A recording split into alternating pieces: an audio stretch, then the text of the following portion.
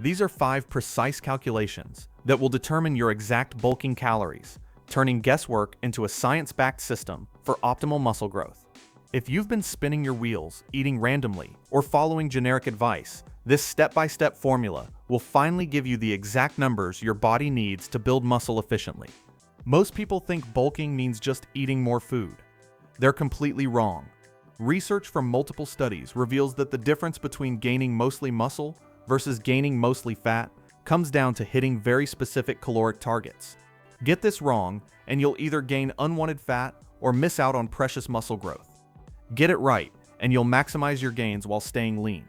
By the way, I built a bulking program that does all of this math for you. Check out the link in the description. Let me walk you through the exact 5-step process that sports nutritionists and researchers use to calculate optimal bulking calories. Your first step involves calculating your basal metabolic rate. Your BMR represents the number of calories your body burns just to keep you alive. It's the foundation of everything we're about to build. We're going to use the Mifflin-St Jeor equation because a 2005 systematic review found it's the most accurate formula for the general population. For men, the formula is 10 times your weight in kilograms, plus 6.2, 5 times your height in centimeters, minus 5 times your age in years, plus 5. For women, it's identical, except you subtract 161 instead of adding 5. Let's work through an example. Take a 25-year-old man who weighs 180 pounds and stands 5 feet 10 inches tall. First, we convert to metric. 180 pounds equals 82 kilograms, and 5'10" equals 178 centimeters.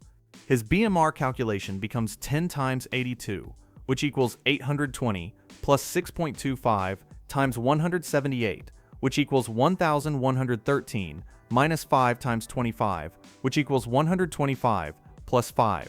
That gives us 1,813 calories. This means his body burns 1,813 calories per day just for basic functions like breathing, circulation, and cellular repair. This happens before any activity whatsoever. Now, if you're already quite lean with visible abs, there's a more accurate formula called the Katch-McArdle equation that factors in your body fat percentage. But for most people starting their bulking journey, the Mifflin-St Jeor equation works perfectly. Your second step involves calculating your total daily energy expenditure. Your TDE accounts for all the calories you burn throughout the day, including exercise and daily activities. We multiply your BMR by an activity factor based on how active you are. The multipliers work like this.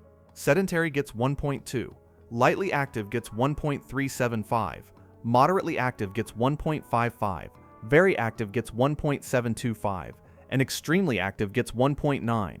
Most people lifting weights 3 to 4 times per week fall into the moderately active category. Using our example, we multiply 1,813 by 1.55, giving us 2,810 calories. This is his maintenance level, the amount he needs to eat to maintain his current weight.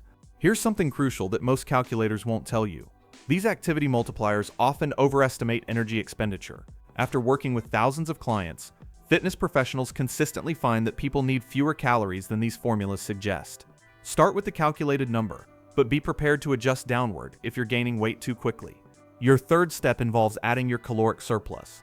This is where the magic happens and where most people get it completely wrong. Recent research has revolutionized our understanding of optimal caloric surpluses. A groundbreaking study compared groups eating 5% versus 15% above maintenance calories. The shocking result? The group eating 15% more gained significantly more fat without any additional muscle growth or strength gains. The 5% surplus group actually made more strength gains than the higher surplus group. This completely destroys the old-school mentality of eating massive amounts of food to bulk up.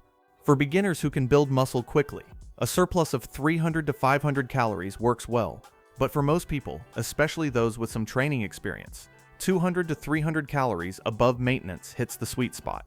This translates to roughly 10 to 20% above your TDE.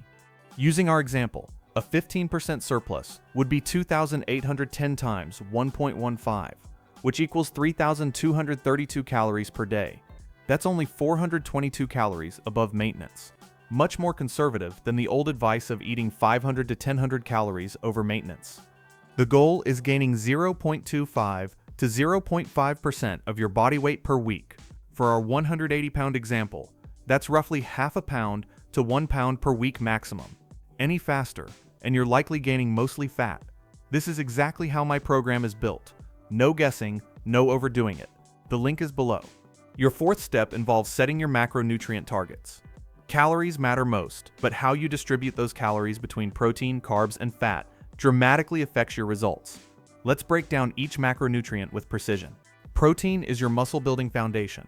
Despite what gym bros tell you, you don't need 1 gram per pound of body weight. That's actually a myth with no scientific backing. Research consistently shows that 1.6 to 2.2 grams per kilogram of body weight maximizes muscle protein synthesis. For our 180-pound example, that's 82 kilograms. So he needs 131 to 180 grams of protein daily. Going higher provides 0 additional muscle-building benefits, according to multiple meta-analyses. At 4 calories per gram, this equals 524 to 720 calories from protein. Let's use 150 grams, which equals 600 calories. Fat should comprise 20 to 25% of total calories for optimal testosterone production and hormonal health. At 3,232 calories, 20% equals 646 calories from fat. Since fat contains 9 calories per gram, that's 72 grams of fat daily. Carbohydrates fill the remaining calories. We've allocated 600 calories to protein and 646 to fat, leaving 1,986 calories for carbs. At 4 calories per gram, that's 497 grams of carbohydrates. This gives us our final macronutrient breakdown. 150 grams protein, 72 grams fat, and 497 grams carbs. These aren't arbitrary numbers. They're calculated based on what research shows optimizes muscle growth while minimizing fat gain. Your fifth step involves monitoring and adjusting. Here's where most people fail. They calculate their numbers perfectly, then never adjust them. Your body adapts quickly, and what worked initially may stop working within weeks. Weigh yourself daily at the same time under the same conditions, then average your weekly weights. If you're not gaining 0.25 to 0.5% of your body weight weekly after 2 weeks of consistent eating, increase calories by 100 to 200 and monitor for another week. If you're gaining weight too quickly, reduce calories by the same amount. The goal is steady, controlled weight gain that's primarily muscle with minimal fat accumulation. Track your body composition using progress photos, measurements, and how your clothes fit. The scale can be misleading because muscle and fat weigh the same, but they look completely different on your body.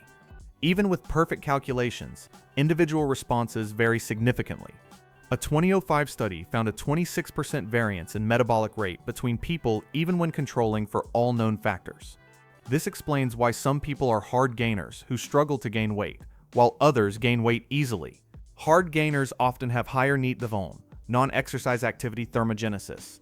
They unconsciously increase fidgeting, posture changes, and small movements when eating more, burning additional calories without realizing it. If you're a hard gainer, you may need to eat 300 to 500 calories above your calculated needs. Want all of this tracking and adjusting? It's already structured in the program. Link is in the description. Don't start bulking if you're above 15 to 18% body fat as a man or 25 to 28% as a woman. Higher body fat reduces insulin sensitivity, meaning more calories get stored as fat rather than used for muscle building. Avoid aggressive bulking with massive caloric surpluses. Research clearly shows this leads to excessive fat gain without additional muscle growth. Be patient with a conservative approach. Don't ignore the quality of your calories. While you can technically build muscle eating anything, whole foods provide better nutrient density, satiety, and body composition results compared to processed foods. Calculate your BMR using the Mifflin-St Jeor equation. Multiply by your activity factor to get TDE. Add 10 to 20% for your bulking calories. Set protein at 1.6 to 2.2 grams per kilogram, fat at 20 to 25% of calories, and carbs for the remainder. Most importantly, start tracking immediately. Use a food scale and tracking app for at least the first month to understand portion sizes and hit your targets consistently. Remember, building muscle requires patience. You won't see dramatic changes weekly like you do with fat loss, but trust the process. Consistency with these calculated numbers, combined with progressive resistance training, will deliver the lean muscle growth you're seeking. The difference between spinning your wheels and making real progress often comes down to having the right numbers and following them consistently. You now have the exact formula. Use it if you want faster progress Let my bulking program do it for you. Everything you just heard, ready to go. Link is in the description. Thanks for watching, and I'll see you in the next one.